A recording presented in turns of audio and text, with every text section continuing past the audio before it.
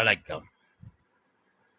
அன்று இருந்த ஆன்மீகம், ஆசிரம நிலை, அரசியல்வாதிகளுடைய சிந்தனை இது இன்று இல்லை. இன்று எவன் ஒருவன் செருக்கோடு பணச்செருக்கோடு இருக்கிறானோ அவனைத்தான் இந்த போலி ஆசிரமம் ஞானிகள் என்று சொல்லக்கூடிய சில இடத்துல கூடாரங்களை வைத்து கொண்டு இருப்பவன் அவனைத்தான் மதிக்கிறான். ஏன்னா அவனிலிருந்து நிதி இருந்தால் தான் மரியாதையும் இருக்குது. அதே மாதிரியா இந்த அரசியல்வாதிகளுடைய நிலையிலையும் நிதி எவன் குடிக்கிறானோ, அதிகமாக குடிக்கிறானோ அவனைத்தான் முதலிடப்படுத்துகிறான். இதுதான் உண்மை. ஒரு சாதாரண பாமரனை அவன் உயர்த்துவதில்லை. பெரும்பாலும் ஒரு நிகழ்வை அடியன் பார்த்தேன். ரொம்ப சங்கடமாக இருந்தது. இப்படிமா இருப்பாங்கன்னு. ஒரு அரசியல்வாதி தான் அவன். ஒருவர் போகிறாரு, மாலையோ அல்லது துணி அந்த சொல்லுவாங்க சால்வையோ போத்த போகிறாரு. ஆமாம், வந்துட்டேன் ஆட்டிக்கிட்டு கொண்டுட்டு எதை கொடுக்க வக்கு இல்லை அப்படிங்கிறான். இப்படிப்பட்ட ஒரு அயோக்கிய பணம் சம்பாதிக்கும் அரசியல்வாதியும் இருக்கத்தான் செய்கிறார்கள்.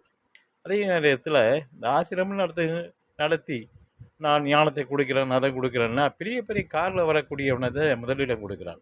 அவனை அழைத்து மேடையில் ஏற்றி போர்த்துகிறான். இப்படிப்பட்ட நிறுவனமும் இந்த ஆன்மீக கூடாரமும் நடக்கிறது. அந்த காலத்தில் அப்படி இல்லை. அது ரமணர் தேடி கோவிந்தன் நினைக்கிறேன் ஒருவர் வருகிறார், அடிக்கடி வருகிறார். பாவம், அவர் வீட்டில் உள்ள எதையோ பழங்கள் ஏதாச்சும் மரங்களை காய்ச்சதை கொண்டு வருகிறார். ஆனால் திருவண்ணாமலை பக்கத்தில் உள்ள ஒரு உயர்ந்த பக்தியாளர் தான். வரும்போது அப்போது மரத்தில் காய் கனிகள் இல்லை, வீட்டில் இருந்த ஒன்றும் கொண்டு வர ஒன்றும் இல்லை, வரலை. ஏன்னா எல்லாருமே ஆசிரமத்தில் ராமர் ஆசிரமத்தில் எல்லாருமே ஒன்று ஒன்று வாங்கி கொடுக்குறாங்க. நாம் எப்படி வெறுமனே போகிறது அப்படின்னு தயங்கியவாறு இருந்து விட்டார். அதை ஐயா ரமணர் உணர்ந்துட்டார்.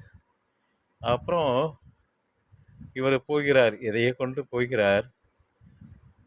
ஒன்று நல்லாட்ட என்ன கோவிந்தா, உன்னுடைய அன்பே போதுமே, ஏன் வரமாட்டேங்கிற அப்படிங்கிறார். அப்புறம் மன நெகிழ்ந்துட்டார் இந்த கோவிந்தங்கன்னு சொல்லக்கூடியவர். அப்படிப்பட்ட ஞானிகள் வாழ்ந்த பூமி நமது பூமி. இப்போ அப்படி இல்லை. இவன் பணத்தில்